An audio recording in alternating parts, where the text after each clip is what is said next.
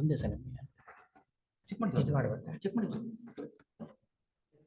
ಅಷ್ಟೇ ಸರ್, ಬೇರೆ ನಿಮ್ಗೆ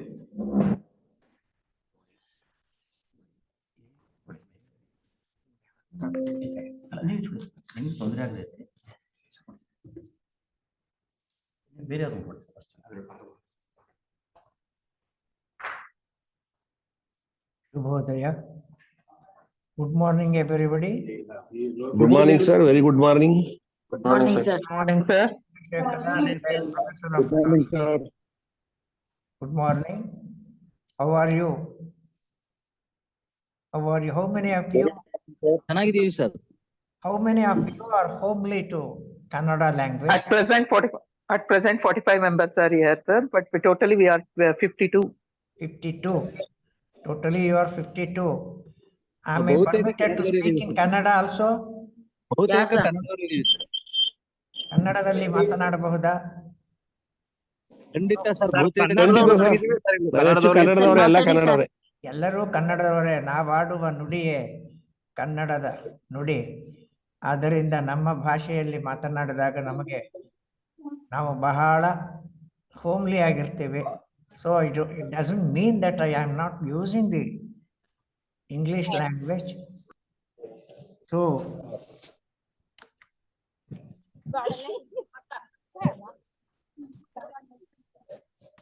ಮೇಡಮ್ ಮೂವ್ ಆಗ್ತಾ ಇಲ್ಲ.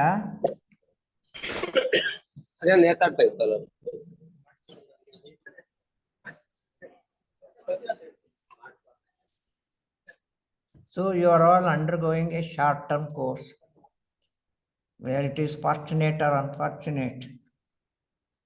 It is not easy to finish off the Indian knowledge system in this very short-term course.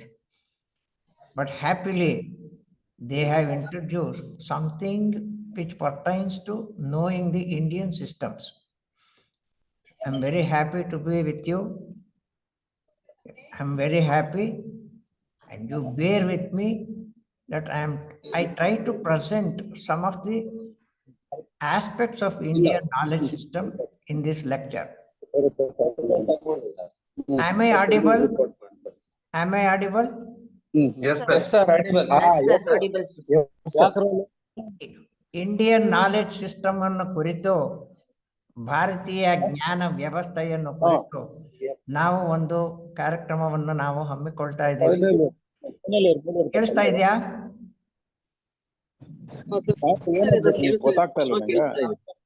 ಕೇಳಿಸ್ತಿದ್ಯಾ?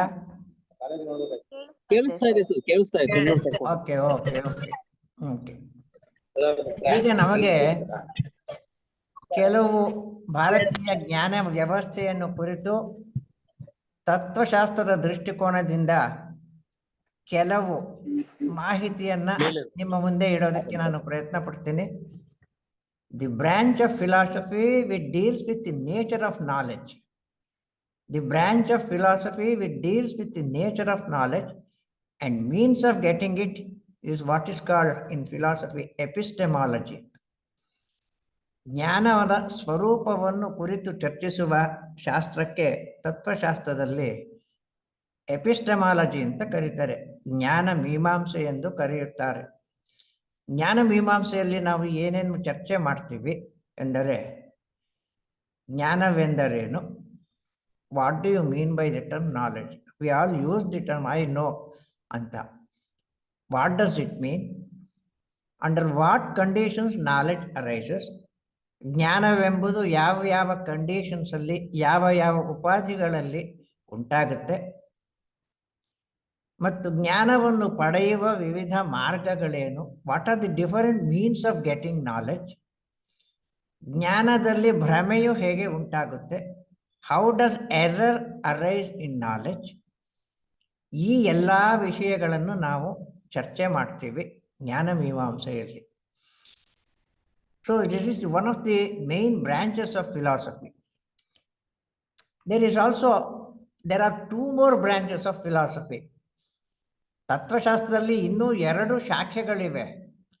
ಒಂದನ್ನು ನಾವು we call it ontology, the other one is axiology ಅಂತ ಕರಿತೀವಿ. ಆಂಟಾಲಜಿನ ಆಂಕಾಲಜಿ ಅಂತ ಮಿಸ್ಟೇಕ್ ಮಾಡ್ಕೊಂಡ್ಬಿಡ್ಬೇಡಿ. ಆಂಕಾಲಜಿ ಸಮ್ ಡಿಫರೆಂಟ್, ಬೇರೆ ವಿಷಯವಾಗೋಗುತ್ತೆ. Ontology is the theory which deals with the nature of ultimate reality. ಅಂತಿಮ ಸತ್ಯವನ್ನು ಕುರಿತು ಚರ್ಚಿಸುವ ಶಾಸ್ತ್ರಕ್ಕೆ ಆಂಟಾಲಜಿ ಎಂದು ಕರೆಯುತ್ತೇವೆ, ತತ್ವಮೀಮಾಂಸೆ ಎಂದು ಕರೆಯುತ್ತೇವೆ. It is also called metaphysics, ಭೌತಾತೀತ ಶಾಸ್ತ್ರವೆಂದು ಕರೀತೀವಿ. ಇದರ ವಿಷಯ ಏನು ಅಂದರೆ ದೇವರು ಇದಾನ ಅಂತ, ದೇವರಿದ್ದಾನೆ ಅಂತ ಅಸ್ಯೂಮ್ ಮಾಡ್ಕೊಳ್ಳಲ್ಲ ನಾವು. ದೇವರ ಆತ್ಮ ಮತ್ತು ಪ್ರಕೃತಿ ಎಂಬ 3 ತತ್ವಗಳ ಸ್ವರೂಪವನ್ನು ಕುರಿತು ಚರ್ಚಿಸುತ್ತೆ ಆಂಟಾಲಜಿ ಅಥವಾ ತತ್ವಮೀಮಾಂಸೆ ಎಂಬುದು. ಅಂದರೆ ಎಲ್ಲ ಶಾಸ್ತ್ರಗಳು ಪ್ರಶ್ನೆಗಳಿಂದಲೇ ಪ್ರಾರಂಭವಾಗುತ್ತೆ. ಒಬ್ಬ ವಿಜ್ಞಾನಿಯ ತಾಯಿ ಹೀಗೆ ಹೇಳ್ಕೊಟ್ಟಿದ್ಲಂತೆ ವಿಜ್ಞಾನಿಗೆ. ಎಲ್ಲ ತಾಯಿಯಂದರು ಕೇಳ್ತಾರೆ, ಇವತ್ತು ಏನು ಹೇಳ್ಕೊಟ್ರು ಕ್ಲಾಸ್ ರೂಮಲ್ಲಿ ಅಂತ ಮಗುನ್ ಕೇಳ್ತಾ ಇದ್ರು. ಆದರೆ ಆ ಪರ್ಟಿಕ್ಯುಲರ್ ವಿಜ್ಞಾನಿಯ ತಾಯಿ ಕೇಳ್ತಾಯಿದ್ರು, ಇವತ್ತು ಏನು ಪ್ರಶ್ನೆ ಕೇಳಿದೆ ಅಂತ.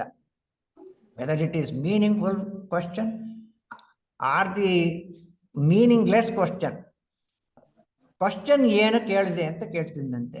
ಎಲ್ಲ ಜ್ಞಾನ ಉದಯಿಸುವುದು ಪ್ರಶ್ನೆಯಿಂದಲೇ, ಆ ಪ್ರಶ್ನೆಯಲ್ಲೇ ಉತ್ತರವಿರುತ್ತೆ. Whether it is science, whether it is philosophy, whatever it is, ಎಲ್ಲ ವಿಷಯಗಳು ಹುಟ್ಟಿರೋದೆ ಇದು ಹೇಗೆ ಆಗುತ್ತೆ, ಇದು ಏನು, ಈ ಪ್ರಪಂಚ ಇದೆಯಾ. ವಿಜ್ಞಾನದ ವಿಷಯವೂ ಅದೇ, ತತ್ವಶಾಸ್ತ್ರದ ವಿಷಯವೂ ಅದೇ. ನಾವಿರುವ ಈ ಪ್ರಪಂಚ ಸತ್ಯವೋ ಅಥವಾ ಮಿಥ್ಯವೋ, ಇರೋದೊಂದು ಕಾಣ್ತಿರೋದು ಇನ್ನೊಂದು ಅನ್ನೋದು ಇಲ್ಲಿ ಪ್ರಶ್ನೆ ಬರುತ್ತೆ. Whether the world in which we are living is real or unreal is the first question that is discussed in ontology. If it is real, is there any cause for it? ಅದು ನಿಜವಿದ್ದರೆ ಅದಕ್ಕೆ ಕಾರಣವೇನು ಅಂತ. So ಕಾರಣವೇನು ಎಂದರೆ, if there is any cause, because ಈ ಪ್ರಪಂಚಕ್ಕೆ ಕಾರಣವೇ ಇಲ್ಲ, ಅದಾಗದೆ ಮೊದಲಿಂದ ಇದೆ ಅಂತ ಅನ್ನೋರು ಇದ್ದಾರೆ ಫಿಲಾಸಫಿನಲ್ಲಿ. ಆದ್ದರಿಂದ ಈ ಪ್ರಪಂಚಕ್ಕೆ ಕಾರಣವೇನು, ಈ ಕಾರಣವಿದ್ದರೆ ಅದರ ಸ್ವರೂಪವೇನು, ಅದು ಜಡವೋ ಚೇತನವೋ, whether it is inert or it is of the nature of consciousness ಅಂತ ಬರುತ್ತೆ. Whether it is 1 or 2 or many ಅಂತ. ಸೊ ಇದು ಈ ಕಾರಣ ಒಂದೇ ಆಗಿದೆಯೋ, ಅನೇಕವಾಗಿದೆಯೋ, ಅಥವಾ ಎರಡಾಗಿದೆಯೋ, ಈ ಪ್ರಶ್ನೆ ಉದಯಿಸುತ್ತೆ. ಮತ್ತು ಆ ಕಾರಣಕ್ಕೂ ನಮಗೂ ಇರುವ ಸಂಬಂಧವೇನು? ಈಗ ವೇದಾಂತದಲ್ಲಿ ನಮ್ಮಲ್ಲಿ ಹೇಳಿ ನಾವು ಅದು ಒಂದೇ ಅಂತ ಉಪನಿಷತ್ತುಗಳು ಹೇಳುತ್ತೆ, ಅದ್ವೈತ ಅಂತ ಕರಿತೀವಿ.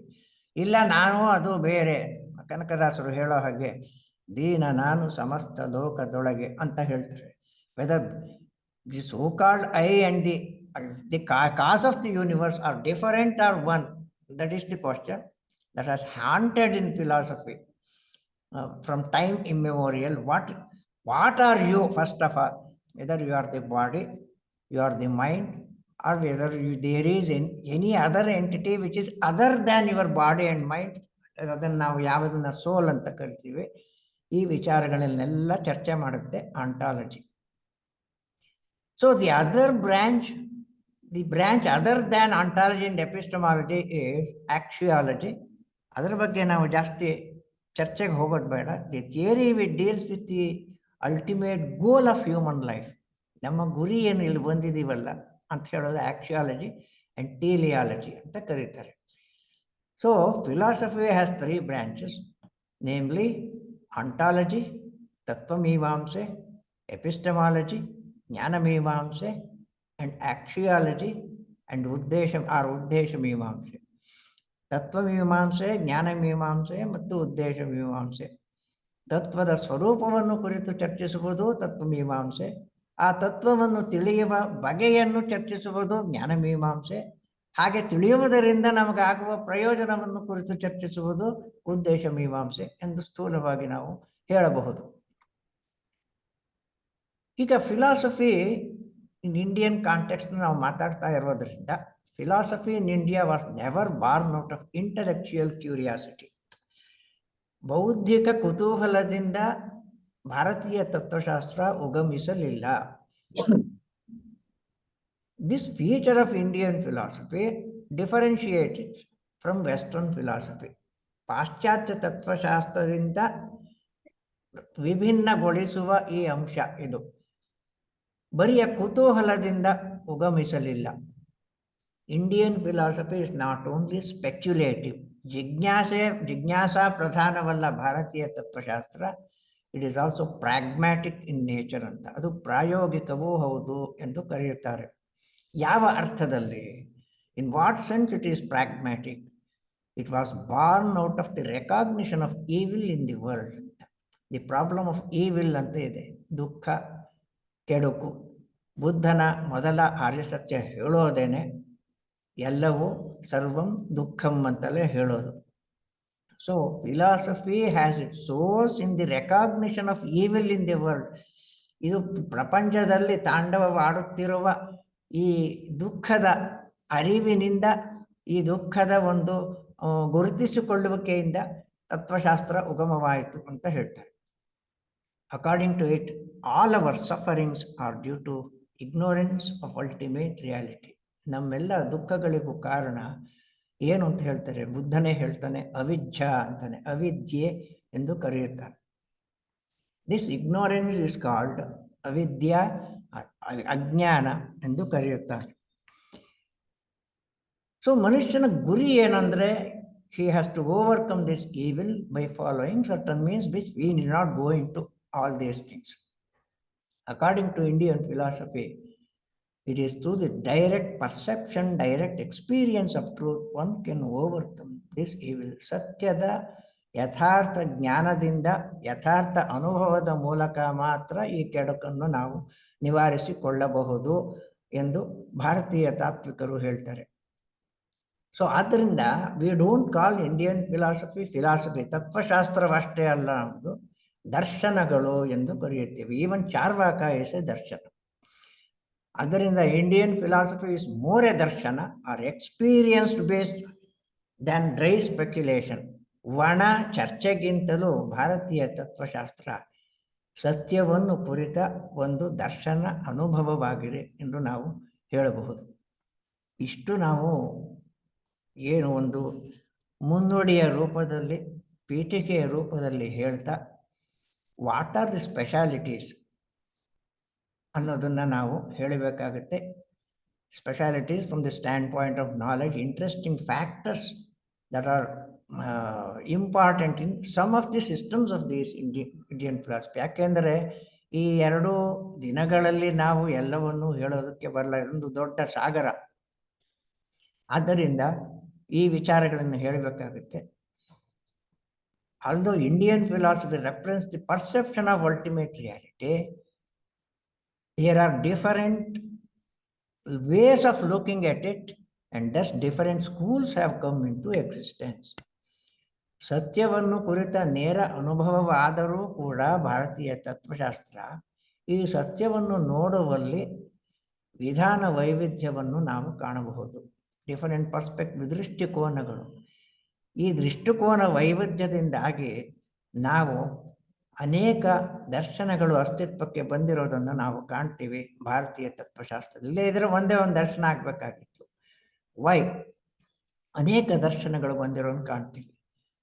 ಈ ಎಲ್ಲ ದರ್ಶನಗಳನ್ನು ನಾವು ಯಾವ ರೀತಿ ವಿಂಗಡಿಸ್ತೀವಿ ಅಂತ ಹೇಳಿದ್ರೆ, these schools are classified into 2 broad groups or types. One is non-Vedic school and the other one is Vedic school. ಈ ಎಲ್ಲ ಶಾಖೆಗಳನ್ನು ಯಾವ ರೀತಿ ವಿಂಗಡಿಸುತ್ತೀವಿ ಅಂದರೆ, ವೈದಿಕ ಮತ್ತು ಅವೈದಿಕ ದರ್ಶನಗಳೆಂದು ವಿಂಗಡಿಸುತ್ತೇವೆ. ಈ ಕ್ಲಾಸಿಫಿಕೇಶನ್ ಏನಪ್ಪಾ ಅಂದರೆ, it is not based upon the fact whether they accept God or not. ಯಾಕೆಂದರೆ ಈ ವರ್ಗೀಕರಣ ಯಾವುದರ ಆಧಾರದ ಮೇಲೆ ಮಾಡಲಾಗಿದೆ ಅಂದರೆ, ಈ ದರ್ಶನಗಳು ದೇವರನ್ನು ಒಪ್ಕೊಳ್ಳುತ್ತೋ ಇಲ್ವೋ ಅನ್ನೋದ್ರ ಮೇಲೆ ಅಲ್ಲ. ಕೆಲವರು ಪುಸ್ತಕಗಳಲ್ಲಿ ಬರೀತಾರೆ ಆಸ್ತಿಕ ದರ್ಶನಗಳು, ನಾಸ್ತಿಕ ದರ್ಶನಗಳು ಅಂತ. ಖಂಡಿತ ಆ ರೀತಿ ಹೇಳಬಾರ್ದು. ವೈದಿಕ ದರ್ಶನಗಳು, ಅವೈದಿಕ ದರ್ಶನಗಳು ಎಂದು ಹೇಳಬೇಕು. ಯಾಕೆ ಅಂತ ಹೇಳಿದ್ರೆ, there is a Vedic school by name Samkhya which does not refer to God at all. ಒಂದು ವೈದಿಕ ಶಾಖೆ ಇದೆ, ದರ್ಶನವಿದೆ, ಅದನ್ನು ಸಾಂಖ್ಯ ಅಂತ ಕರೀತಾರೆ. ಈ ಸಾಂಖ್ಯ ಅನ್ನೋದು ದೇವರನ್ನು ಒಪ್ಕೊಳ್ಳೋದೇ ಇಲ್ಲ, ಆದರೆ ವೇದನ ಒಪ್ಕೊಳ್ಳುತ್ತೆ. That is the vidambane, that is the paradox of the school. It accept Veda as a pramana, but it rejects God as the source of the universe. ಆದ್ದರಿಂದ we should not classify these systems on the basis whether they accept God or not. And the classification is based on that, whether the schools accept Veda as a pramana or not. ಅಂದರೆ ಈ ವರ್ಗೀಕರಣ ಯಾವುದರ ಮೇಲೆ ನಿಂತಿದೆ ಅಂದರೆ, ಈ ದರ್ಶನಗಳು ವೇದವನ್ನು ಒಪ್ಪಿಕೊಳ್ಳುತ್ತವೆಯೇ ಇಲ್ಲವೇ ಎಂಬುದರ ಆಧಾರದ ಮೇಲೆ ನಿಂತಿದೆ. The schools which do not accept Veda as a pramana are called Avaidika darshanas or non-Vedic schools. And the schools which accept Veda as a pramana are called Vedic schools. ಯಾವ ದರ್ಶನವೂ ವೇದವನ್ನು ಪ್ರಮಾಣ ಅಂತ ಒಪ್ಪಿಕೊಳ್ಳುವುದಿಲ್ಲವೋ ಆ ದರ್ಶನವನ್ನ ಅವೈದಿಕ ದರ್ಶನವೆಂದು ಕರೆಯುತ್ತಾರೆ. ಪ್ರಮಾಣ ಅಂದ ತಕ್ಷಣ ನಮಗೆ ನಾವು ಪ್ರಮಾಣ ಅಂದ್ರೆ ಏನು ಅಂತ ಹೇಳಬೇಕಾಗುತ್ತೆ. ಈಗ what do you mean by the term pramana? Pramana is associated with the term prama ಅಂತ. ಎಷ್ಟೋ ಜನಕ್ಕೆ ಪ್ರಮಾ ಅಂದರೆ ಗೊತ್ತಿಲ್ಲ, ಭ್ರಮ ಅಂದರೆ ಗೊತ್ತಾಗುತ್ತೆ. ನಾವೆಲ್ಲೋ ಭ್ರಮೆಯಲ್ಲಿದ್ದೀವಿ ಸ್ವಾಮಿ ಅಂತ ಕರಿತೀವಿ. ಭ್ರಮೆ ಅಂದರೆ ಇಲ್ಯೂಸರಿ ನಾಲೆಡ್ಜ್, ಇರೋನಿಯಸ್ ನಾಲೆಡ್ಜ್, ವಸ್ತುವನ್ನು ಕುರಿತ ಒಂದು ತಪ್ಪು ಜ್ಞಾನ.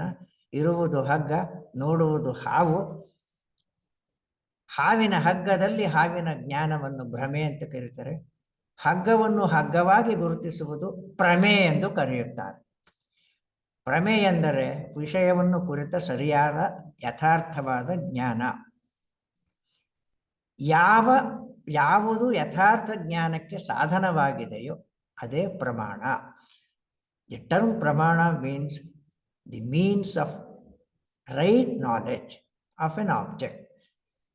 ಹೀಗೆ ಯಾವ ದರ್ಶನವು ವೇದವನ್ನು ಪ್ರಮಾಣವಾಗಿ ಒಪ್ಪಿಕೊಳ್ಳುವುದಿಲ್ಲವೋ, ಯಾಕೆ ಒಪ್ಕೊಳ್ಳೋದಿಲ್ಲ ಅಂತ ಆಮೇಲೆ ಹೇಳ್ತೀನಿ.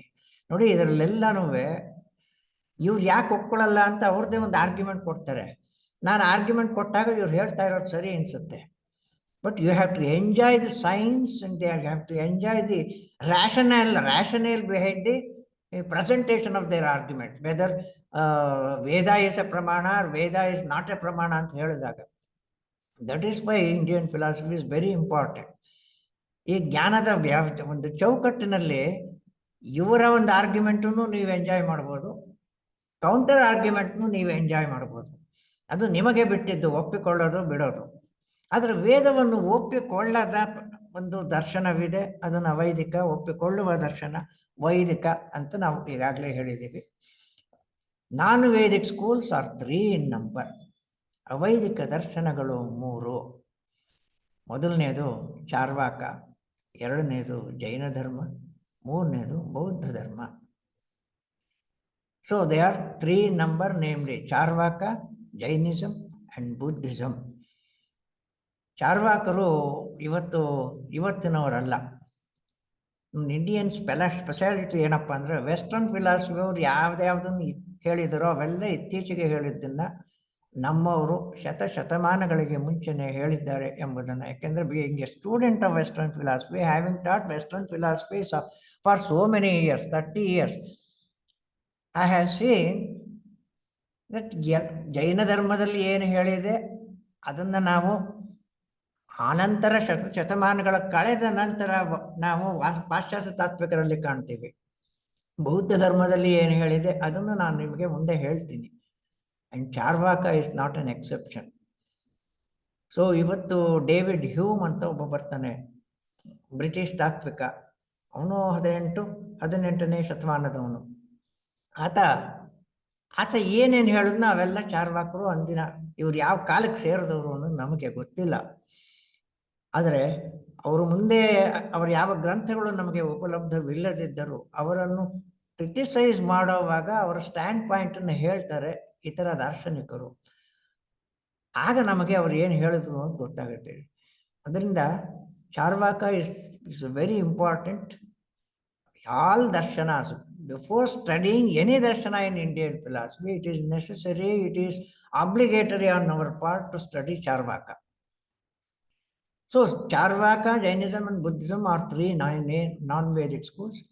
Vedic schools are 6 in number and are popularly called Shad Darshanas. ವೈದಿಕ ದರ್ಶನಗಳು ಸಂಖ್ಯೆಯಲ್ಲಿ 6, ಅವುಗಳು ಷಡ್ ದರ್ಶನಗಳೆಂದು ಪ್ರಸಿದ್ಧ. What are these shad ದರ್ಶನಾಸ್?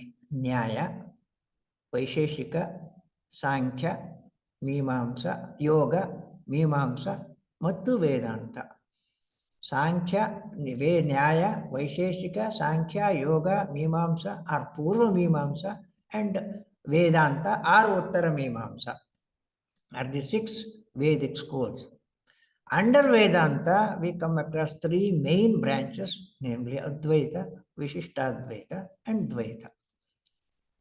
So this is the second stage of our lecture.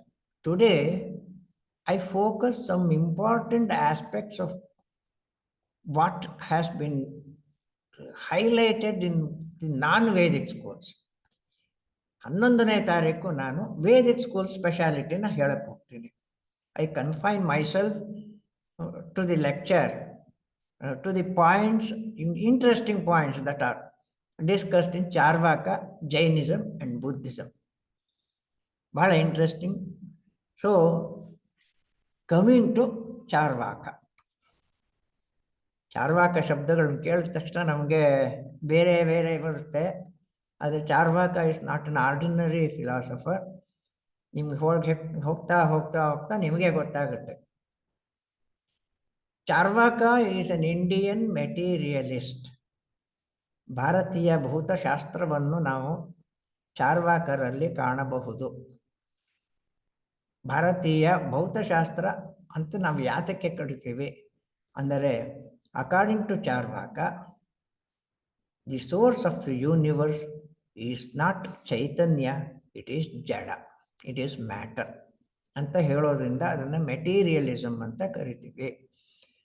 Materialism is opposite counterpart to another system in western philosophy which is called idealism. Idealism ಅಂದ ತಕ್ಷಣ ನೀವೇನು ತಿಳ್ಕೊಂಬಿಡ್ತೀರಿ? ಫಾಲೋ ಮಾಡ್ತಾ ಇದ್ದೀರಾ? Hello, yes sir, yes sir, follow ಮಾಡ್ತಾ ಇದ್ದೀರಾ? ಏನಾದರೂ ಮಾಡ್ತಾ ಇದೀವಿ sir. You can cross me. If you are not following me, you please cross me. ಇಲ್ಲ ಆನಂತರ ಉತ್ತರ ಹೇಳೋ ಪ್ರಯತ್ನ ಪಡ್ತೀನಿ ಸರ್. ಕೊನೆಯಲ್ಲಿ ಅದನ್ನ ಡಿಸ್ಕಷನ್ ಮಾಡ್ತೀವಿ ಸರ್. Okay okay. ಈಗ ಫಾಲೋ ಮಾಡ್ತಾ ಇದ್ದೀರಲ್ಲ? ಖಂಡಿತ sir. Okay okay. So Charvaka represents Indian materialism. ಚಾರ್ವಾಕರು ಭಾರತೀಯ ಭೌತವಾದವನ್ನು ಪ್ರತಿನಿಧಿಸುತ್ತಾರೆ. Materialism is a theory which believes that the nature of ultimate reality is inert in nature. ಅಂದರೆ ಭೌತವಾದದ ಪ್ರಕಾರ ಈ ಪ್ರಪಂಚದ ಮೂಲ ವಸ್ತು ಚೈತನ್ಯವಲ್ಲ, ಜಡ ಅಂತ. ಸೊ ಭೌತವಾದಕ್ಕೆ ಒಂದು ಆಪೋಸಿಟ್ ಟ್ರೆಂಡ್ ಇದೆ ಫಿಲಾಸಫಿನಲ್ಲಿ. It's opposite counterpart is idealism ಅಂತ. ಕನ್ನಡದಲ್ಲಿ ಹೇಳಬಹುದಂದ್ರೆ ಚಿತ್ ಪ್ರಧಾನವಾದ ಅಂತ ಹೇಳಬಹುದು. ಚಿತ್ ಅಂದರೆ ಚೈತನ್ಯ ಅಂತ ಅರ್ಥ. ಇಟ್ಸ್ ಆಪೋಸಿಟ್ ಐಡಿಯಲಿಸಮ್ ಪ್ರಕಾರ ಏನಪ್ಪ ಅಂದ್ರೆ, idealism believes that consciousness is the nature of reality. The reality is not ಜಡ, ಇಟ್ ಈಸ್ ಚೇತನ. It is not matter, it is energy ಅಂತ ಕರೀತಾರೆ. ಪ್ರಕೃತಿ ಜಡ ಅನ್ನೋದು ನಾವು ಏನು ಹೇಳ್ತೀವಿ ಅದಲ್ಲ, ಅದು ಚೈತನ್ಯಾತ್ಮಕವಾಗಿದೆ ಅಂತ ಹೇಳ್ತಾರೆ. ಇವರನ್ನ ಐಡಿಯಲಿಸ್ಟ್ ಅಂತ ಕರಿತೀವಿ. ಚಾರ್ವಾಕರು ಐಡಿಯಲಿಸ್ಟ್ ಅಲ್ಲ, ಅವರು ಭೌತವಾದಿಗಳು ಅಕಾರ್ಡಿಂಗ್ ಟು ಚಾರ್ವಾಕ. ಈಗ ಇದನ್ನು ಹೇಳೋದಕ್ಕೆ ಅವ್ರು ಏನನ್ನ ಯಾವುದರ ಆಧಾರದ ಮೇಲೆ ಹೇಳ್ತಾರೆ ಅನ್ನೋದನ್ನ ತಿಳ್ಕೊಳ್ಳೋಣ. What is the ground on which they come to this conclusion that the ultimate reality is material ಅಂತ. ಅವ್ರ ಗ್ರೌಂಡ್ ಅವ್ರು ಕೊಡೋದು ಪರ್ಸೆಪ್ಷನ್ ಒಂದೇ ಅಂತ. According to Charvaka, perception alone is a pramana, the means of knowledge. ಇಂದ್ರಿಯ ಜ್ಞಾನ ಅಥವಾ ಕನ್ನಡ ಹೇಳಬೇಕು, ಸಂಸ್ಕೃತದ್ದೇ ಹೇಳಬೇಕು, ಪ್ರತ್ಯಕ್ಷ ಒಂದೇ ಪ್ರಮಾಣ. ಈ ಪ್ರತ್ಯಕ್ಷದ ಮೂಲಕವೇ ನಾವು ಸತ್ಯವು ಜಡವೆಂದು ನಿರ್ಧರಿಸಲು ಸಾಧ್ಯ ಅಂತ. ಪ್ರತ್ಯಕ್ಷ alone is capable of revealing the truth. ಸತ್ಯವನ್ನು ಪ್ರಕಟಿಸುವ ಏಕೈಕ ಮಾರ್ಗವೆಂದರೆ ಪ್ರತ್ಯಕ್ಷ ಒಂದೇ. Charvaka does not accept other ಪ್ರಮಾಣ.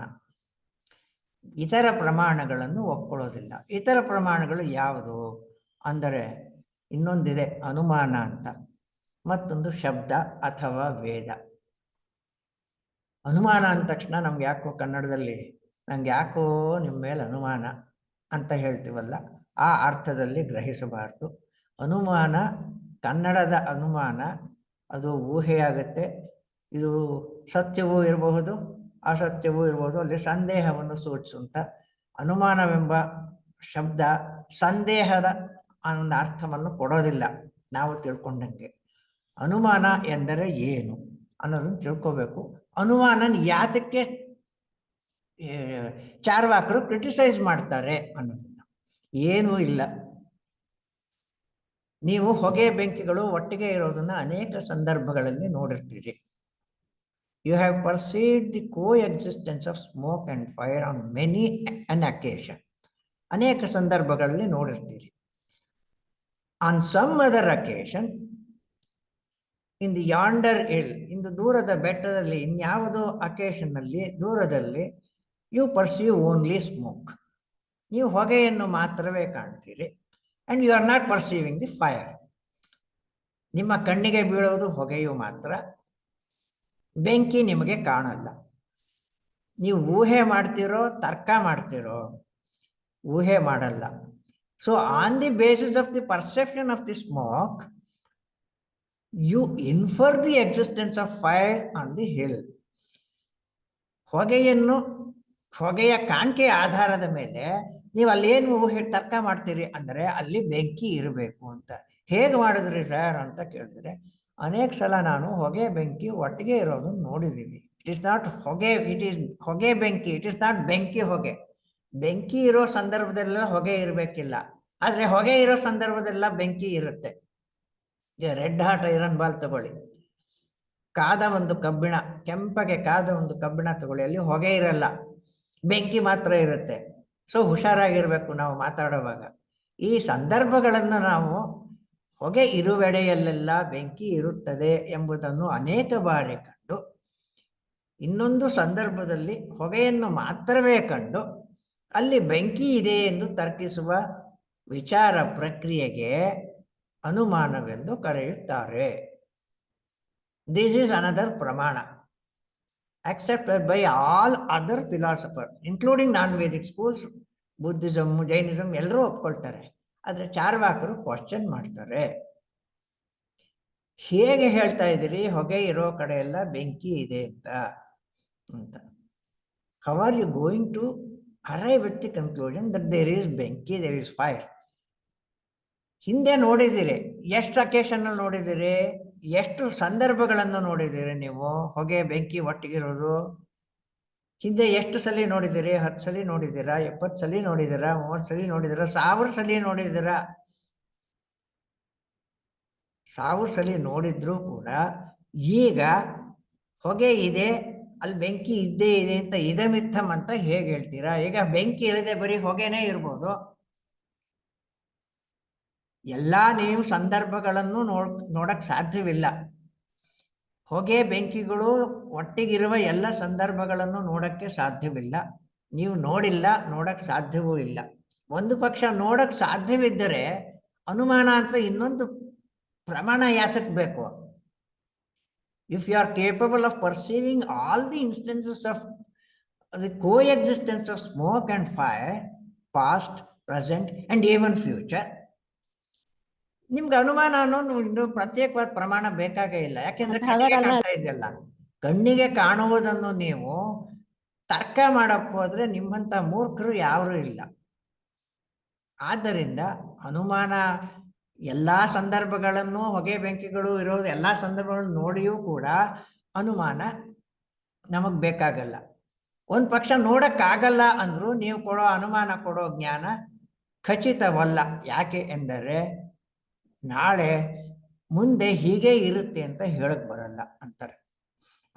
ಅದರಿಂದ ಅವರನ್ನ ಆಕಸ್ಮಿಕವಾದಿಗಳು, ಯದೃಚ್ಛಾವಾದಿಗಳು ಎಂದು ಕರೆಯುತ್ತಾರೆ.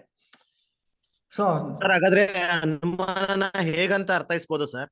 ಒಂದು ಸ್ಟೇಟ್ಮೆಂಟ್ ಅಲ್ಲಿ ಹೇಳ್ಬೋದು ಅಂದ್ರೆ ಅನುಮಾನನ ಹೇಗೆ ಅರ್ಥೈಸ್ಬೋದು? ಅನುಮಾನನ ಹೇಗೆ ಅರ್ಥೈಸ್ಬೋದು ಅಂತ ಚಾರ್ವಾಕರು ಕೇಳ್ತಾರೆ ಅಂತ ಹೇಳ್ಬೋದು. ಅನುಮಾನ ಇಲ್ಲವೇ ಇಲ್ಲ, ಅನುಮಾನ ಬೇಕಾಗೇ ಇಲ್ಲ ಅಂದ್ಬಿಟ್ರು ಅವರು.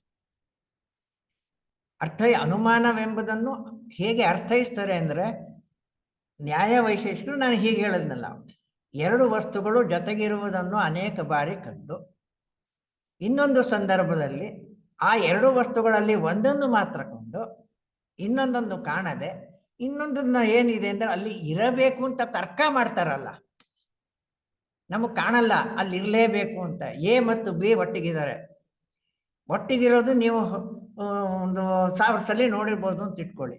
ಇನ್ನೊಂದು ಸಂದರ್ಭದಲ್ಲಿ ಎ ಮಾತ್ರ ಕಾಣ್ತಾ ಇದ್ದಾರೆ, ನಿಮ್ಗೆ ಬಿ ಕಾಣ್ತಾ ಇಲ್ಲ. ಅವಾಗ ನೀವು you come to the conclusion there must be, since A is appearing to me there must be B ಅಂತ ಮಾಡ್ತಿರಲ್ಲ. It is not a matter of perception, it is a matter of inference ಅಂತ ಕರೀತಾರೆ. ಇದನ್ನ ಅನುಮಾನ ಅಂತ ಕರೀತಾರೆ. ಅನುಮಾನ ಅಂದ್ರೆ ಸಂದೇಹ ಅಲ್ಲ ಇಲ್ಲಿ ಅರ್ಥ. ಇಲ್ಲಿ ಇರಲೇಬೇಕು, ಎ ಇದ್ದಾನೆ, ಎ ಇದ್ಬಿಟ್ರೆ ಬಿ ಸಾಕ, ಬಿ ಇದ್ದಾನೆ ಅಂತ ಹೆಂಗೆ ಹೇಳ್ಬಿಡ್ತೀರಾ ಅಂದ್ರೆ, ಹೌದು ಅನೇಕ ಸಲ ನಾನು ನೋಡಿದ್ದೀನಿ, ಎ ಇರೋ ಕಡೆ ಎಲ್ಲ ಬಿ ಇದ್ದೇ ಇದೆ, ಹೊಗೆ ಇರೋ ಕಡೆ ಎಲ್ಲ ಬೆಂಕಿ ಇದ್ದೇ ಇದೆ ಅಂತ ಚಾರ್ವಾಕರು ಕ್ವಶನ್ ಮಾಡ್ತಾರೆ. ನೀವು 1000 ಸಲ ನೋಡಿರಿ ಸ್ವಾಮಿ, ಹೊಗೆ ಇರೋ ಕಡೆ ಬೆಂಕಿ ಇರಬಹುದು ಅಂತ ಹೇಳ್ಬೋದೇ ಹೊರತು ಬೆಂಕಿ ಇದ್ದೇ ಇರುತ್ತೆ ಅಂತ ಖಚಿತವಾಗಿ ಹೇಳಕ್ಕಾಗಲ್ಲ. ಯಾಕೆಂದ್ರೆ ಬೆಂಕಿ ಇಲ್ಲದೆ ಹೊಗೆ ಇರಲು ಸಾಧ್ಯ ಉಂಟು, ಇರಬಹುದು. ಇದು ಸಂಭಾವ್ಯ ಸತ್ಯವೇ ಹೊರತು ಅನುಮಾನವನ್ನು ನೀಡುವ ಒಂದು ಜ್ಞಾನ ಸಂಭಾವ್ಯ ಸತ್ಯವೇ ಹೊರತು ಖಚಿತವಾದ ಸತ್ಯವಲ್ಲ. ಇದಮಿತ್ತ ನೀವು ಹೇಳಕ್ಕಾಗಲ್ಲ ಅಂತ ಹೇಳ್ತಾರೆ. ಆದ್ರಿಂದ ನೋಡಿ, ಚಾರ್ವಾಕರನ್ನ ನಾವು ಕಂಡಮ್ ಮಾಡ್ತೀವಿ, ಚಾರ್ವಾಕರ ತರ್ಕವನ್ನು ನೀವು ಕಂಡಮ್ ಮಾಡಕ್ಕಾಗಲ್ಲ. ಆದ್ರಿಂದ Charvaka questions the very validity of ಅನುಮಾನ. We have seen many instances. ಆಮೇಲೆ ಇದನ್ನ ಕ್ರಿಟಿಸೈಸ್ ಮಾಡ್ತಾರೆ.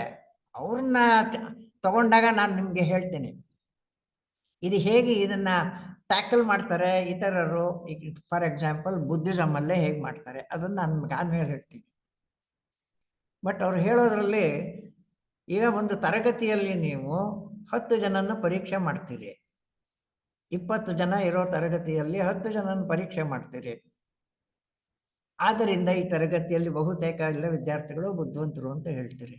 ಇನ್ನು 10 ಜನ ನೀವು ಮಾಡೇ ಇಲ್ಲ, ಯಾವ ಗ್ರೌಂಡ್ ಮೇಲೆ ನೀವು ಬಂದ್ರೆ, this is what is called in western logic, this is what is called fallacy of hasty generalisation, ದುಡುಕಿನ ಸಾಮಾನ್ಯೀಕರಣ ಅಂತ. ನೀವು 20 ನಿದರ್ಶನಗಳನ್ನು ನೋಡ್ಬಿಟ್ಟು ಹೊಗೆ ಇರೋ ಕಡೆ ಎಲ್ಲ ಬೆಂಕಿ ಇರುತ್ತೆ ಅಂತ ನೀವು ಸಾಮಾನ್ಯೀಕರಣ ಮಾಡಿಬಿಟ್ರೆ, ಈಗ ಈ ತರಗತಿಯಲ್ಲಿ ಕೆಲವು ವಿದ್ಯಾರ್ಥಿಗಳು ಬುದ್ಧಿವಂತರು, ಮಿಸ್ಟರ್ ಎಕ್ಸ್ ಈ ತರಗತಿಯ ವಿದ್ಯಾರ್ಥಿ, ಆದ್ರಿಂದ ಮಿಸ್ಟರ್ ಎಕ್ಸ್ ಬುದ್ಧಿವಂತ ಅಂತ ಯಾವ ಗ್ರಾಂಟ್ ಮೇಲೆ ಹೇಳಿದ್ರೆ? ಕೆಲವು ವಿದ್ಯಾರ್ಥಿಗಳು ಚಾರ್ವಾಕರು ಹೇಳೋದದೆ. ಐ ಆಮ್ ನಾಟ್ ಸಪೋಸ್ಟಿಂಗ್ ಚಾರ್ವಾಕ್, ನಾನು ಮಾತಾಡ್ತಿರೋವಾಗ ಚಾರ್ವಾಕನ ಸಮರ್ಥನೆ ಮಾಡ್ತೀನಿ ಅಂತಿಲ್ಲ ನಾನು. whenever I have to present Charvaka, I have to present Charvaka from his standpoint. ಅವನೇ ನಾನು ಆಗ್ಬೇಕಾಗತ್ತೆ. ಯಾವ ಗ್ರೌಂಡ್ ಮೇಲೆ ಹೇಳ್ತೀರಿ ನೀವು? ಎಷ್ಟು ನಿದರ್ಶನಗಳನ್ನು ಕಂಡಿದ್ದೀರಿ ಹೊಗೆ ಬೆಂಕಿಗಳು ಒಟ್ಟಿಗಿರುವುದು? ಹೊಗೆ ಬೆಂಕಿಗಳು ಒಟ್ಟಿಗಿರುವ ಕೆಲವೇ ನಿದರ್ಶನಗಳನ್ನು, ಸಂದರ್ಭಗಳನ್ನು ಕಂಡು ಈಗ ಯಾವಲೋ ಬರೀ ಹೊಗೆ ಅನ್ಕೊಂಡು ಅಲ್ಲಿ ಬೆಂಕಿ ಇದ್ದೇ ಇದೆ ಅಂತ ತರ್ಕೊಳ್ಳೋದು ಯಾವ ನ್ಯಾಯ ಅಂತ ಕೇಳ್ತಾರೆ. ಸೊ ಹೊಗೆ ಬೆಂಕಿ ಒಟ್ಟಿಗಿದೆ, ಈಗ ಹೊಗೆ ಇದೆ, ಆದ್ರಿಂದ ಬೆಂಕಿ ಇರಬಹುದು ಅಂತ ಹೇಳ್ಬೋದೇ ಹೊರತು ಬೆಂಕಿ ಇದ್ದೇ ಇದೆ ಅಂತ ಖಚಿತವಾಗಿ ಹೇಳ್ಬೇಡಿ. ಆದ್ರಿಂದ ಅನುಮಾನ ಇಟ್ ಈಸ್ ನಾಟ್, ನಾವು ಖಚಿತವಾದ ಜ್ಞಾನಕ್ಕೆ ಅದು ಸಾಧನವಲ್ಲ. ಮ್ಯಾಥಮ್ಯಾಟಿಕಲಿ ಹೀಗೆ ಇದೆ ಅಂತ ನೀವು accurate, what the knowledge given by ಅನುಮಾನ is not accurate, but it is ಸಂಭವನೀಯ ಸತ್ಯ, ಇಟ್ ಈಸ್ ಒಂದು probable ಅಂತ. 50% ಪ್ರಾಬಬಿಲಿಟಿ ಇರುತ್ತೆ ಅಂತ. So you can't deny Charvaka ಅವ್ರ ತರ್ಕವನ್ನು ನೀವು ಪ್ರಶ್ನೆ ಮಾಡಕ್ ಆಗೋದಿಲ್ಲ. This is the important aspect. So ನಮ್ಗೆ ಜ್ಞಾನವನ್ನು ವಸ್ತುವನ್ನು ಕೊಡುವ ಜ್ಞಾನವನ್ನು ವಸ್ತು ಜ್ಞಾನವನ್ನು ಕೊಡುವ ಏಕೈಕ ಸಾಧನೆ ಯಾವುದು ಅಂದ್ರೆ ಪ್ರತ್ಯಕ್ಷ. ಪ್ರತ್ಯಕ್ಷ ಒಂದೇ ನಮಗೆ ಪ್ರಮಾಣ. ಪ್ರತಿ ಅಕ್ಷ ಅಂತಾರೆ. ಅಕ್ಷ ಅಂದ್ರೆ ಏನು? ಕಣ್ಣು ಅಂತ ನಾರ್ಮಲಿ ಹೇಳೋದು. ಕಣ್ಣು ಇನ್ ಪರ್ಟಿಕ್ಯುಲರ್, ಇಂದ್ರಿಯಗಳು ಇನ್ ಜನರಲ್. ಕಣ್ಣು, ಕಿವಿ, ಮೂಗು, ನಾಲಿಗೆ, ಚರ್ಮ, ಈ 5 ಇಂದ್ರಿಯಗಳಿಗೆ ದತ್ತವಾದದ್ದು ಮಾತ್ರವೇ ನಾನು ಸ್ವೀಕರಿಸುವುದು ಎಂದು ಹೇಳ್ತಾರೆ. ಸೊ ಪ್ರತ್ಯಕ್ಷ ಒಂದೇ ಪ್ರಮಾಣ. ದಟ್ ಮೀನ್ಸ್ ಒಟ್ಟಾರೆ ಚಾರ್ವಾಕ ಅನುಮಾನವನ್ನು ಒಪ್ಪಿಕೊಳ್ಳುವುದಿಲ್ಲ, ಪ್ರತ್ಯಕ್ಷ ಒಂದೇ. What about Veda? Charvaka similarly rejects Veda for 3 reasons. ಚಾರ್ವಾಕರು 3 ಕಾರಣಗಳಿಗಾಗಿ ವೇದ ಅಥವಾ ಶಬ್ದ ಪ್ರಮಾಣವನ್ನು ಒಪ್ಪಿಕೊಳ್ಳೋದಿಲ್ಲ. What are those? Veda speak of the things which cannot be verified by means of sense organs. ವೇದಗಳು ಯಾವ ವಿಷಯಗಳನ್ನು ಕುರಿತು ಮಾತನಾಡುತ್ತೆ ಅಂದರೆ ಅವುಗಳನ್ನು ನಾವು ಇಂದ್ರಿಯಗಳ ಮೂಲಕ ಪರೀಕ್ಷಿಸಿ ಮಾಡೋಕ್ಕಾಗೋದಿಲ್ಲ. ನಮ್ಗೆ ಇಂದ್ರಿಯಗಳೊಂದೇ ಪ್ರಧಾನವಾದ್ದರಿಂದ ಯಾವುದನ್ನು ಇಂದ್ರಿಯಗಳ ಮೂಲಕ ನಾವು ಪರೀಕ್ಷಿಸಲು ಸಾಧ್ಯವಿಲ್ಲವೋ ಅಂತಹ ವಿಷಯಗಳ ಬಗ್ಗೆ ವೇದವು ಮಾತಾಡೋದ್ರಿಂದ we cannot accept Veda as a ಪ್ರಮಾಣ. This is the first reason. Second reason ನೋಡಿ, ಇವೆಲ್ಲ ಎಷ್ಟು ವ್ಯವಸ್ಥಿತವಾಗಿ ಮಾತಾಡ್ತಾರೆ ಅನ್ನೋದಕ್ಕೆ. ಇಲ್ಲಿ ರಾಗವಿಲ್ಲ, ದ್ವೇಷವಿಲ್ಲ, ಪಕ್ಷಪಾತವಿಲ್ಲ, ಯಾರ ಬಗ್ಗೆನೂ ಇಲ್ಲ. ಅವ್ರು ಏನು ಹೇಳ್ತಾರೆ ಅನ್ನೋದು ನಿಮ್ಮ ಮುಂದೆ ಹೇಳ್ತಾ ಇದ್ದೀನಿ. ನಿಮಗೆ ಯಾವುದು ಚೆನ್ನಾಗಿದೆ ಅಂತಂದು ನಿಮ್ಮ ಆಲೋಚನೆಗೆ ನಾನು ಬಿಡ್ತೀನಿ. ಎರಡನೇ ಕಾರಣ ಅವ್ರು ಕೊಡೋದೇನಪ್ಪ ಅಂದ್ರೆ many of the Vedic statements are contradictory. ವೇದದಲ್ಲಿ ಹೇಳಲಾಗಿರುವ, ಮಾಡಲ್ಪಟ್ಟಿರುವ ಅನೇಕ ಹೇಳಿಕೆಗಳು ವಿರೋಧಾಭಾಸಗಳಿಂದ ತುಂಬಿದೆ. ಒಂದು ಉದಾಹರಣೆ ಕೊಡ್ಬೋದು. ಛಾಂದೋಗ್ಯ ಉಪನಿಷತ್ ಅಂತ ಇದೆ. ಇದರಲ್ಲಿ ಬಿಗಿನಿಂಗ್ನಲ್ಲಿ ಈ ಸೃಷ್ಟಿಗೆ ಮೊದಲು ಎಲ್ಲವೂ ಸತ್ ಆಗಿತ್ತು ಅಂತಾರೆ. ಸತ್ ಅಂದ್ರೆ ಅಸ್ತಿತ್ವ ಅಂತ. So Chandogya Upanishad speaks of that Sat existed in the beginning. Existence. There was pure existence in the beginning ಅಂತ ಹೇಳುತ್ತೆ. ಬಟ್ ಅದೇ ಇನ್ನೊಂದು ಉಪನಿಷತ್ ಏನು ಹೇಳುತ್ತೆ? For example Taittiriya Upanishad.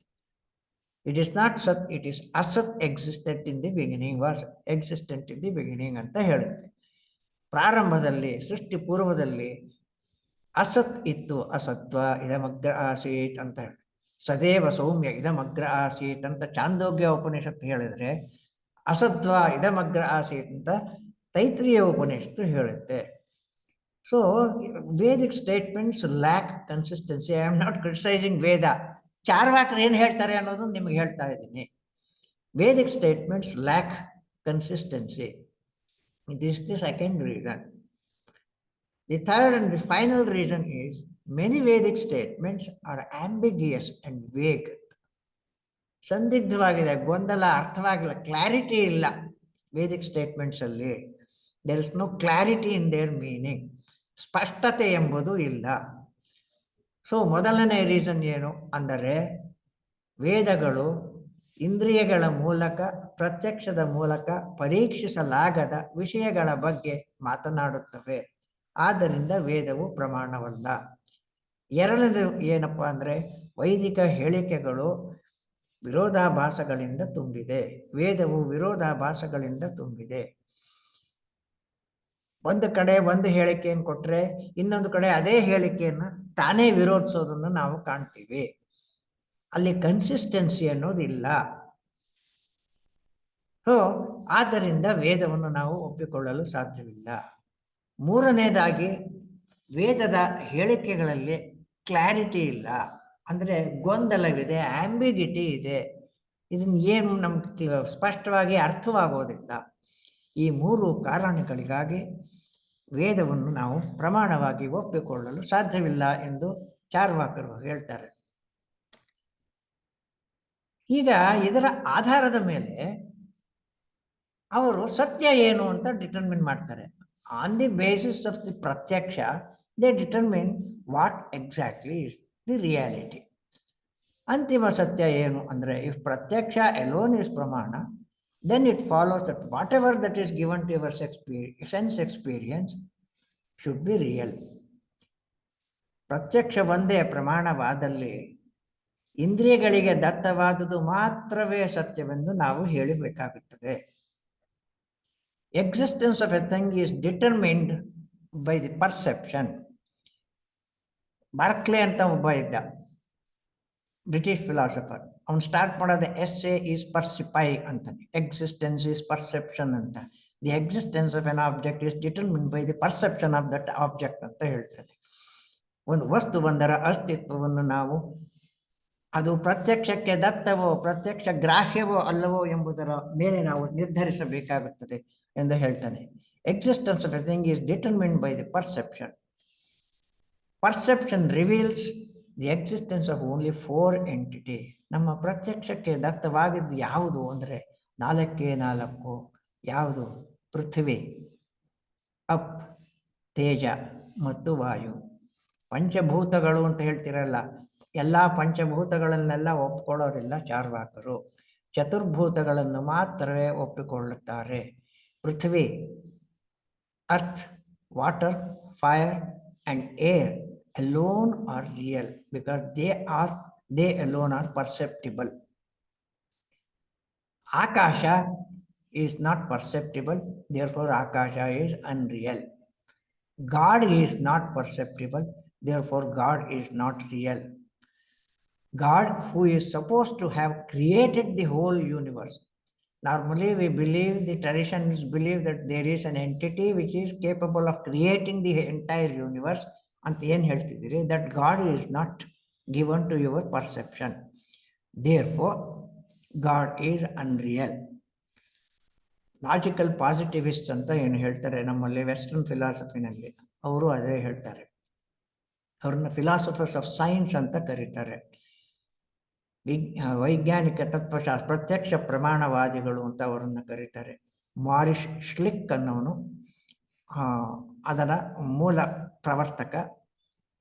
Unfortunately he was shot by his own student because of the difference of opinion between the teacher and the student.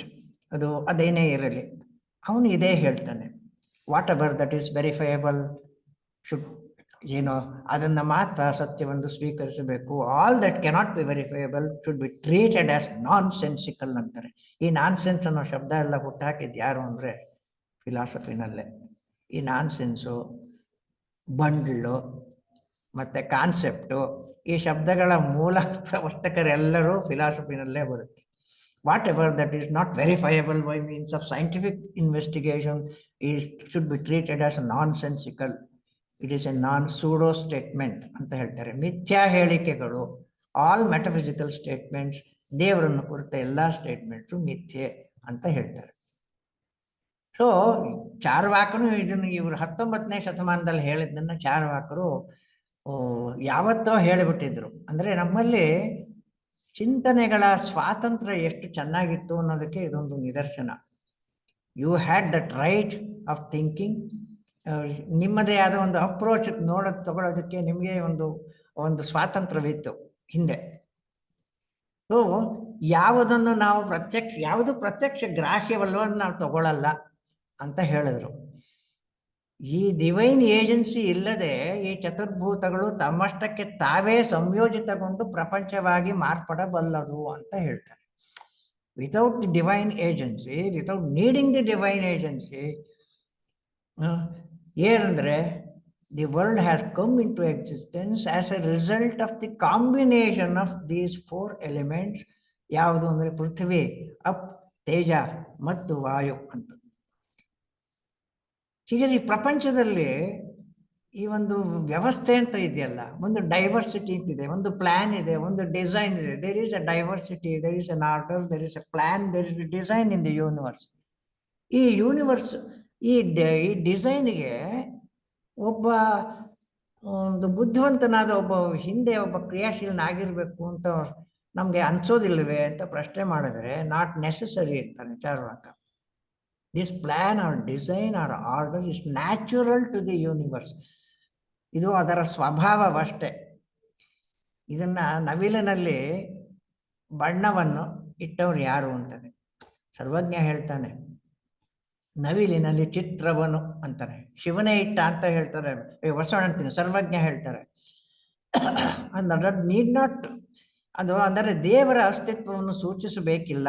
ಅದು ಇಲ್ಲಿ ಒಂದು ಪ್ರಪಂಚದಲ್ಲಿ ನಾವು ವ್ಯವಸ್ಥೆಯನ್ನು ನೋಡ್ತಾ ಇದ್ದರೆ ಆ ವ್ಯವಸ್ಥೆ ಈ ಪ್ರಪಂಚಕ್ಕೆ ಸಹಜವೆಂದು ಹೇಳಬೇಕೇ ಹೊರತು ಅದು ಯಾವುದೇ ದೇವರ ಒಂದು ಕೆಲಸ ಅಂತ ನಾವು ಹೇಳಬಾರದು ಅಂತ ಚಾರ್ವಾಕರು ಹೇಳ್ತಾರೆ. So this theory that order is natural to the universe is what is called ಸ್ವಭಾವವಾದ ಅಂತ ಕರೀತಾರೆ. ಚಾರ್ವಾಕರು ಪ್ರತಿಪಾದಿಸುವ ವಾದ ಇದು. Charvaka denies the soul or consciousness independent as an independent entity on similar grounds. ಇದೇ ಆಧಾರದ ಮೇಲೆ ಆತ್ಮವನ್ನು ಅವರು ಅಥವಾ ಪ್ರಜ್ಞೆಯನ್ನು, ಚೈತನ್ಯವನ್ನು ನಿರಾಕರಿಸ್ತಾರೆ. ಒಂದು ಉದಾಹರಣೆಯನ್ನು ಕೊಡ್ತಾರೆ. ನಮ್ಮಲ್ಲಿ ಚೈತನ್ಯ ಇದೆಯಲ್ಲ, ನಮ್ಮಲ್ಲಿ ಪ್ರಜ್ಞೆ ಇದೆಯಲ್ಲ, you are capable of listening to my lecture, I am seeing you, I am seeing your physical moment, I am saying that some of you are given to my perception, ನಿಮ್ದೆಲ್ಲ ಕಾಣ್ತಿದೆಯಲ್ಲ, ಚೈತನ್ಯ ನಿಮ್ಮಲ್ಲಿ ಇರಬೇಕಲ್ಲ ಅಂತ ಹೇಳಿದ್ರೆ, ಓಕೆ ಚೈತನ್ಯ ಇದೆ, ಅದು ಹೇಗೆ ಅಸ್ತಿತ್ವಕ್ಕೆ ಬಂತು ಅಂದರೆ ಹಿ ಗಿವ್ಸ್ ಅನ್ ಅನಾಲಜಿ. ಅಂದರೆ ವಿಳ್ಳೆದೆಲೆ ಪ್ರತ್ಯೇಕವಾಗಿ ತೆಗೆದುಕೊಂಡಾಗ ಅಲ್ಲಿ ಕೆಂಪು ಬಣ್ಣ ಇದೆಯಾ ಅಂತ ಕೇಳ್ತಾನೆ. ಇಲ್ಲ. ಅಡಿಕೆಯನ್ನು ಪ್ರತ್ಯೇಕವಾಗಿ ತೆಗೆದುಕೊಂಡಾಗ ಅದು ರಕ್ತ ವರ್ಣದಿಂದ ಕೂಡಿದೆಯಾ ಅಂತ ಕೇಳಿದ್ರೆ ಇಲ್ಲ ಅಂತ. ಸುಣ್ಣವನ್ನು ಪ್ರತ್ಯೇಕವಾಗಿ ತೆಗೆದುಕೊಂಡಾಗ ಅದು ಕೆಂಪು ಬಣ್ಣದಿಂದ ಕೂಡಿದ್ಯಾ ಇಲ್ಲ ಅಂತಾನೆ. Just as betel leaves, arecanut and lime are not red in colour when taken separately, yet they give rise to red colour when chewed in a particular combination. ಈ ಮೂರನ್ನೂ ಸೇರಿಸಿ ಒಂದು ಪರ್ಟಿಕ್ಯುಲರ್ ಕಾಂಬಿನೇಷನ್ ಅಲ್ಲಿ, ಏನಪ್ಪ ಏನಾರುವೆ ಗುರುಗಳೇ ಏನಾದ್ರು ಸಮಸ್ಯೆ ಇದೆಯಾ? ಏನಾದ್ರು ಸಮಸ್ಯೆ ಇದೆಯಪ್ಪ ನಿಮ್ಮನ್ನೇ? ಸೊ ಚೈತನ್ಯ ಅನ್ನೋದು ಈ ಚತುರ್ಭೂತಗಳ ಒಂದು ನಿರ್ದಿಷ್ಟ ಕಾಂಬಿನೇಷನ್ ಅಲ್ಲಿ ಆನುಷಂಗಿಕವಾಗಿ ಬರುತ್ತೆ. ಚೈತನ್ಯ ಅನ್ನೋದು 3-4 ಭೂತಗಳಲ್ಲಿ, ಪೃಥ್ವಿ, ಅಪ್, ತೇಜ, ವಾಯು 4ರಲ್ಲೂ ಇರಲಿಲ್ಲ. ಆದರೆ ಒಂದು ನಿರ್ದಿಷ್ಟ ಕಾಂಬಿನೇಷನ್ ಅಲ್ಲಿ ಅದು ಮಿಕ್ಸ್ ಆಗುವಾಗ ಆಕಸ್ಮಿಕವಾಗಿ ಚೈತನ್ಯ ಬರುತ್ತೆ ಅಂತ ಹೇಳ್ತಾರೆ ಚಾರ್ವಾಕರು. ಈ ಚೈತನ್ಯನು ಶರೀರದಲ್ಲಿ ಯಾವುದೋ ಒಂದಿದೆ, ನಾವು ಸತ್ತ ಮೇಲೆ ಅದು ಉಳ್ಕೊಂಡಿರುತ್ತೆ ಅನ್ನೋ ಸಂಪ್ರದಾಯ ವಾದಿಗಳು ಏನು ಹೇಳ್ತಾರೆ ಅದನ್ನ ಅವರು ಒಪ್ಪಿಕೊಳ್ಳೋದಿಲ್ಲ. ಸೊ ಚೈತನ್ಯ is only an incidental effect, an adventitious quality. Adventitious ಅಂದರೆ ಸೆಕೆಂಡರಿ ಕ್ವಾಲಿಟಿ. ಅದು ಮೂಲದಲ್ಲಿ ಇಲ್ಲದ, ಅದು ಹೇಗೋ ಯಾವುದೋ ಒಂದು ನಿರ್ದಿಷ್ಟ ಪ್ರಮಾಣದಲ್ಲಿ ಅದು ಜೊತೆ ಆದಾಗ ಅದು ಚೈತನ್ಯ ಬರುತ್ತೆ ಅಂತ. Similarly, although elements are inert in nature, they give rise to consciousness when they combine themselves in a particular proportion. The consciousness will be there as long as this combination last. ಈ ಸಂಯೋಜನೆ ಇರುವವರೆಗೂ ಈ ಪ್ರಜ್ಞೆ ಇರುತ್ತೆ. With the disintegration of this combination, ಈ ಸಂಯೋಜನೆ ವಿಚ್ಛೇದವಾದ ಮೇಲೆ consciousness ಹೊರಟು ಹೋಗುತ್ತೆ ಅಂತ ಹೇಳ್ತಾರೆ. ಸೊ ಶರೀರ ಸತ್ತು ಹೋದ ಮೇಲೆ ಜೀವ ಇರುತ್ತೆ ಅನ್ನೋ ಯಾವ್ಯಾವ ನಂಬಿಕೆ ಇದೆಯೋ ಅದು ಇಲ್ಲ. ಶರೀರದ ನಾಶದೊಂದಿಗೆ ಚೈತನ್ಯವು ನಾಶವಾಗುತ್ತದೆ ಎಂದು ಹೇಳ್ತಾರೆ. The soul dies. ಸೊ ಇಲ್ಲಿ ಸ್ಪೆಷಾಲಿಟಿ ಏನು ಅಂದರೆ, Charvaka accept consciousness but not as an independent entity but as only a quality of the body. Consciousness is only the quality of the body. It is an incidental effect of matter. So ಇದನ್ನ ಹೇಳ್ತಾರೆ, it is the effect of matter, and this theory consciousness is the effect, consequence of matter ಅಂತ ಏನಿದೆ, ಈ ಥಿಯರಿಗೆ western ಫಿಲಾಸಫಿಲಿ ಏನು ಕರೀತಾರೆ ಅಂದ್ರೆ ಎಪಿಫೆನಾಮಿನಲಿಸಮ್ ಅಂತ ಕರೀತಾರೆ. ನೋಡಿ, ಈ ಚೈತನ್ಯವೆಂಬುದು ದೇಹಕ್ಕಿಂತ ಭಿನ್ನ ಅನ್ನೋ ಒಂದು ನಂಬಿಕೆಯನ್ನು ಅವರು ಒಪ್ಪಿಕೊಳ್ಳೋದಿಲ್ಲ. ಈ ದೇಹದ ಒಂದು ಕ್ವಾಲಿಟಿ ಅಂತ ಹೇಳ್ತಾರೆ. ಈ ದೇಹ ಇರೋವರೆಗೂ ಆ ಚೈತನ್ಯ ಇರುತ್ತೆ. ದೇಹವಿಲ್ಲದಿದ್ದರೂ ಚೈತನ್ಯವಿಲ್ಲದಿದ್ದರೂ ದೇಹವಿರುತ್ತದೆ. ಅಂದರೆ ಚೈತನ್ಯವಿಲ್ಲದಿದ್ದರೂ ಪ್ರಕೃತಿಯು ಇರಬಲ್ಲದು. ಆದರೆ ಪ್ರಕೃತಿ ಇಲ್ಲದೆ ಚೈತನ್ಯವಿರಲಾರದು ಎಂದು ಹೇಳ್ತಾರೆ. The 4 elements can survive without consciousness. They can be there. ಈ ಪ್ರಜ್ಞೆ ಇಲ್ಲದೆ ಇರಬಹುದು, ಆದರೆ consciousness cannot survive without 4 elements. ಈ ಚತುರ್ಭೂತಗಳಿಲ್ಲದೆ ಅವು ಇರೋದಕ್ಕೆ ಸಾಧ್ಯವಿಲ್ಲ. ಅಕಾರ್ಡಿಂಗ್ ಟು ಚಾರ್ವಾಕ, ಹಾಗಿದ್ರೆ ಈ ಪ್ಲೇಜರು ಪೇಯ್ನು ಅನ್ನೋದೇನೇನೋ ನಾವು ಎಕ್ಸ್ಪೀರಿಯನ್ಸ್ ಮಾಡ್ತಾ ಇದ್ದೀವಲ್ಲ, they do not point to the existence of a separate self in the body. ನಮ್ಮಲ್ಲಿ ದೇಹ ಭಿನ್ನವಾದ ಆತ್ಮ ಇದೆ ಅನ್ನೋದಕ್ಕೆ ಅದೇ ಸೂಚಿಸ್ತಾ ಇದೆಯಲ್ಲ ಅಂತ ಹೇಳಿದ್ರೆ ಇಲ್ಲ. They are the qualities of the body as can be witnessed. ಏನೋ ಆನಂದ ಆಯಿತು ಅಂತ ಹೇಳಿದಾಗ, ನಮ್ಗೆ ಸಂತೋಷ ಆಯಿತು ಅಂದಾಗ ನಮ್ಮಲ್ಲಿ ಮೂಡುವಂಥ ಬೀಮಿಂಗ್ ಫೇಸು ಅದೆಲ್ಲ ಅದನ್ನೇ ಹೇಳ್ತಾರೆ. ಹ್ಯಾಪಿನೆಸ್ ಅನ್ನೋದು ಏನು ಇನ್ನೊಂದು ವಸ್ತುವಿನ ಅಸ್ತಿತ್ವವನ್ನು ಸೂಚಿಸುವುದಿಲ್ಲ ಅಂತ ಹೇಳ್ತಾರೆ. ದಿಸ್ ಈಸ್ ಸೊ ಕಾನ್ಷಿಯಸ್ನೆಸ್ ಇಲ್ಲ ಅಂದಮೇಲೆ ಅದು ಸತ್ತ ಮೇಲೆ ನಾವು ಹೋಗ್ತೀವಿ ಅಂತ. This is the axiological implication. ಏನಪ್ಪ ಅಂದರೆ ಇದರ ಪರಿಣಾಮ ಏನು ಅಂತ ಹೇಳಿದ್ರೆ, ಸತ್ತ ಮೇಲೆ ನಾವಿಲ್ಲ ಅಂದ ಮೇಲೆ ಏನು ಅಂದರೆ we have to enjoy the life as much as possible ಅಂತ. ಸತ್ತ ಮೇಲಿನ ಜಗತ್ತು ಯಾವುದೂ ಇಲ್ಲ. There is no world beyond the individual happiness ಅಂತ ಹೇಳ್ತಾರೆ. ನಮ್ಮಲ್ಲಿ 4 ವ್ಯಾಲ್ಯೂಗಳನ್ನು ಒಪ್ಕೊಳ್ತೀವಿ. ಸೊ ಯಾವುದೊಂದು ಧರ್ಮ, ಅರ್ಥ, ಕಾಮ, ಮೋಕ್ಷ. ಇವುಗಳಲ್ಲಿ ಚಾರ್ವಾಕರು ಒಪ್ಪಿಕೊಳ್ಳುವುದು ಅರ್ಥ ಮತ್ತು ಕಾಮಗಳು ಮಾತ್ರ. ಧರ್ಮ ಮತ್ತು ಮೋಕ್ಷ ಅನ್ನೋದು ಇಲ್ಲ ಅಂತ. ಧರ್ಮ is rejected because dharma is based upon your Vedic statements. We have already told why Veda is not a pramana for us. Whatever Veda speaks, it is rejected on the 3 grounds ಅಂತ ಈಗಾಗಲೇ ನಾವು ಹೇಳಿದ್ದೀವಿ. therefore ಧರ್ಮ ಬೇಡ ನಮಗೆ. ಮೋಕ್ಷ ಅಂದರೆ ಅದು ಬೇಡ. ಆತ್ಮ ಇದ್ರಲ್ವೇ ಆತ್ಮ ಮೋಕ್ಷ ಅಂತ. ಹಾಗಿದ್ರೆ ಏನು ಮೋಕ್ಷ ಅಂದರೆ ಒಂದು ಸುಖದ ಒಂದು ಸಂಕೇತ. ಆ ಸುಖ ಸತ್ತ ಮೇಲೆ ಎಲ್ಲೂ ಸಿಕ್ಕೋದಿಲ್ಲ. ಸತ್ತ ಮೇಲೆ ನೀನಿದ್ರಲ್ವ ನೀನು ಸುಖ ಅನುಭವಿಸಕ್ಕೆ ಅಂತ. ಆದ್ದರಿಂದ Charvaka's view of ethics is purely hedonistic in nature. Hedonism ಅಂತ ಒಂದು ಪಾಶ್ಚಾತ್ಯ ಒಂದು ವಾದ ಇದೆ, ಸುಖಧ್ಯೇಯವಾದ ಅಂತ. ನಾವು ಯಾವ ಕೆಲಸ ನಮಗೆ ಈ ಇಂದ್ರಿಯ ಸುಖಕ್ಕೆ ಸಾಧನವಾಗಿದೆಯೋ ಅದನ್ನು ಮಾತ್ರ ನಾವು ಒಳ್ಳೆಯದು ಅಂತ ಟ್ರೀಟ್ ಮಾಡಬೇಕು. ವಾಟ್ ಎವರ್ ಅಂತ. Action that leads to sense pleasure should be treated as dharma. It is natural. ಸುಖ ಇಲ್ಲ ದುಃಖ ಇಲ್ಲ ಅಂತ ತಿಳ್ಕೊಬೇಡಿ. ಸುಖ ದುಃಖ ಎಲ್ಲ ಇದೆ. ದುಃಖ ಇದೆ ಅನ್ನೋ ಕಾರಣಕ್ಕೆ ಸುಖವನ್ನು ಬಿಟ್ಬಿಡ್ಬೇಡಿ ಅಂತ. ಒಳಗಡೆ ಕಾಳು ಇದೆ, ಹೊರಗಡೆ ಅದರಲ್ಲಿ ಹೊಟ್ಟು ಇದೆ ಎಂಬ ಕಾರಣಕ್ಕಾಗಿ ಒಳಗಡೆ ಇರೋ ತಿರುಳನ್ನ ಬಿಸಾಕೋದು, ರಿಜೆಕ್ಟ್ ಮಾಡೋದು, ಇದು ಮೂರ್ಖತನದ ಪರಮಾವಧಿ. therefore nobody rejects the grain on the pretext that it has husk ಅಂತ. therefore man should be lessening the pain as much as possible and increase the pleasure. Sense pleasure is the ultimate goal of man's life. So ಹೇಗೆ ಯಾವ ರೀತಿ ತರ್ಕಬದ್ಧವಾಗಿ ಅವರ ಸಿದ್ಧಾಂತವನ್ನು ಮಂಡಿಸುತ್ತಾರೆ ಎಂಬುದು ಇಲ್ಲಿ ಬಹಳ ಮುಖ್ಯ. ಇಂಡಿಯನ್ ನಾಲೆಡ್ಜ್ ಸಿಸ್ಟಮ್ ಅಂದರೆ ನಾವು ಎಷ್ಟು ಚೆನ್ನಾಗಿ even Charvaka could be presented. If you accept sense ಪ್ರತ್ಯಕ್ಷ ಅಲೋನ್ ಇಸ್ ಪ್ರಮಾಣ, it will lead to all these logical consequences. ಅದರಿಂದ ಸೆನ್ಸ್ ಪ್ಲೆಷರ್ ಅನ್ನೋದು ಇಂದ್ರಿಯ ಸುಖ ಒಂದೇ ಅಂತ ಹೇಳ್ತಾರೆ. ಇಲ್ಲಿ it is the goal that is important. It is not the means that is important. It is the end important according to Charvaka. The end should determine the means and not vice versa ಅಂತ ಮುಂದಾಯ್ತಾ. ನಿಮ್ಮ ಗುರಿಯು ಮಾರ್ಗವನ್ನು ನಿರ್ಧರಿಸಬೇಕೇ ಹೊರತು ಮಾರ್ಗವು ಗುರಿಯನ್ನು ನಿರ್ಧರಿಸಬಾರದು ಅಂತ ಹೇಳ್ತಾರೆ. ಮ್ಯಾಕಿಯವಲ್ಲಿ ಇದನ್ನೇ ಹೇಳ್ತಾನೆ ತನ್ನ ರಾಜಕೀಯ ನಿಲುವನ್ನು ತೆಗೆದುಕೊಂಡಾಗ. It is in this context ನಮಗೆ ಅವರ ಚಾರ್ವಾಕರ ಒಂದು ಸಿದ್ಧಾಂತ ನೆನಪಿಗೆ ಬರುತ್ತದೆ.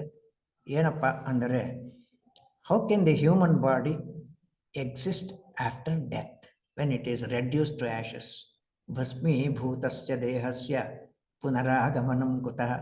ದೇಹವು ಭಸ್ಮವಾದ ಮೇಲೆ ಮನುಷ್ಯ ತಿರುಗಾ ಬರೋ ಅಕೇಶನ್ ಆದರೂ ಎಲ್ಲಿ?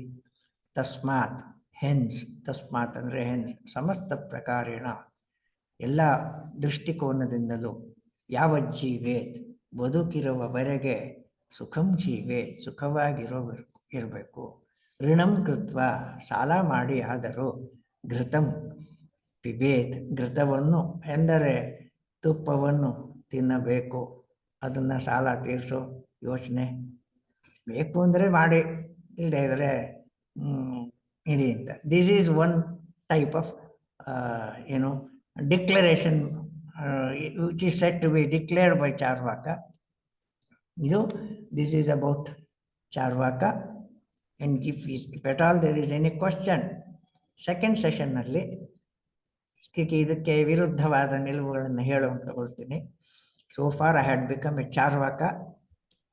ನಿಮ್ಮಲ್ಲಿ ಯಾವುದಾದ್ರೂ ಸಂದೇಹಗಳು ಏನಾದ್ರು ಇತ್ತು ಅಂದರೆ ದಯವಿಟ್ಟು ತಿಳಿಸಿ. ಹೇಳಲು ಉತ್ತರಿಸಲು ಉತ್ತರಿಸುತ್ತೇನೆ ಅನ್ನೋದಕ್ಕಿಂತ. ಸರ್ ನಮಸ್ತೆ ಸರ್. ನಮಸ್ತೆ. ಸರ್ ನೀವು ಈಗ ಚೈತನ್ಯದ ಬಗ್ಗೆ ಮಾತಾಡಿದ್ರಿ, ಅಂದ್ರೆ ರಿಯಲಿಸ್ಟಿಕ್ ಕಾನ್ಶಿಯಸ್ನೆಸ್ ಬಗ್ಗೆ ಎಲ್ಲ ಹೇಳಿದ್ರಿ. ದೇಹವಿರೋರಿಗೆ ಚೈತನ್ಯ ಇರುತ್ತೆ ಅಥವಾ ಚೈತನ್ಯದಿಂದ ದೇಹ. But still I couldn't understand what is the nature of consciousness. Yes, ಅದು ನಂಗೆ ಮುಂದೆ ನಾನು ಹೇಳಬೇಕು. ಹೇಳಿ. Nature of consciousness from whose standpoint? Is it from the standpoint of Charvaka? Yes, sir. Yes, it is Charvaka. Consciousness is only a quality of matter, quality of the body. There is no consciousness which is supposed to be independent of your human body. Normally, you believe that there is a consciousness in you which is not the body, which is capable of controlling the whole psychophysical system. This is the traditional concept. ಸಂಪ್ರದಾಯದಲ್ಲಿ ಈ ಒಂದು ವಾದ ಇದೆ. ಕಾನ್ಷಿಯಸ್ನೆಸ್ನು ಒಪ್ಕೊಳ್ತಾರೆ ಚಾರ್ವಾಕರು, ಆದರೆ not as an independent entity but as only the quality of matter. ಇದು ಪ್ರಕೃತಿಯ ಒಂದು ಗುಣವಾಗಿ ಪ್ರಜ್ಞೆಯನ್ನು ಒಪ್ಪಿಕೊಳ್ಳುತ್ತಾರೆಯೇ ಹೊರತು ಈ ಪ್ರಕೃತಿಗೆ ಭಿನ್ನವಾದ ಒಂದು ಸ್ವತಂತ್ರ ತತ್ವವಾಗಿ ಕಾನ್ಷಿಯಸ್ನೆಸ್ನ ಒಪ್ಪಿಕೊಳ್ಳೋದಿಲ್ಲ ಅವರು ಚಾರ್ವಾಕರು. ಅದರ nature it is only N effect of in the course of the combination of four elements, consciousness comes into existence very accidentally. All the consciousness in the human body is accidental according to Charvaka. ಇದನ್ನ ಎದರ್ಚ್ಛಾವಾದ ಅಂತಲೂ ಕರೀತಾರೆ. Okay sir. ಆದ್ರೆ ವೇದದ ಪ್ರಕಾರ ನಿಮ್ಮ ಅಂದ್ರೆ ಚೈತನ್ಯ ಅಂದ್ರೆ ಸೋಲ್ ಅಂತಾನು ಅನ್ಕೊಳ್ಬಹುದು ಅಂತ. ಈಗ ವೇದ ಹೇಳ್ತಾ ಇದ್ದೀರಿ, ನಾನು ವೇದ ನಂಬೋದೇ ಇಲ್ಲ ಅಂತನಲ್ಲ ಅವನು. ಅದನ್ನ ಆಮೇಲೆ ಹೇಳೋಣ. ಇದಕ್ಕೆ ಇನ್ನೂ ಟೈಮ್ ಇದೆ, ಇನ್ನೂ ಒಂದು 2 ಇದೆ. ನೀವೇನ್ ಏನು ಸೋಲ್ ಬಗ್ಗೆ ಮಾತಾಡಬೇಕಿದ್ದರೆ ನಾವು ಈ ಜೈನಿಸಮ್ ಅಲ್ಲೇ ಮಾತಾಡ್ತೀವಿ. ಅದನ್ನ ಜೈನಿಸಮ್ ಅಲ್ಲಿ, ಬುದ್ಧಿಸಮ್ ಅಲ್ಲಿ ಮಾತಾಡಿ ಆ ನಂತರ ಜೈನಿಸಮ್ಗೆ ಬರ್ತೀವಿ. ಅಲ್ಲಿ ಸೋಲ್ ಬಗ್ಗೆ ಮಾತಾಡ್ತೀವಿ. Even Buddha never spoke about the existence of ಚೈತನ್ಯ. ನನಗೆ ಇಲ್ಲಿ ಬ್ರೇಕ್ ಕೊಡಿ ಅಂತ ಬರ್ತಾ ಇದೆ. 11:15 ಎಸ್, ಇನ್ನೂ 10 ಮಿನಿಟ್ಸ್ ಇದೆ ಮೇಡಮ್. ಹೇಳಿ.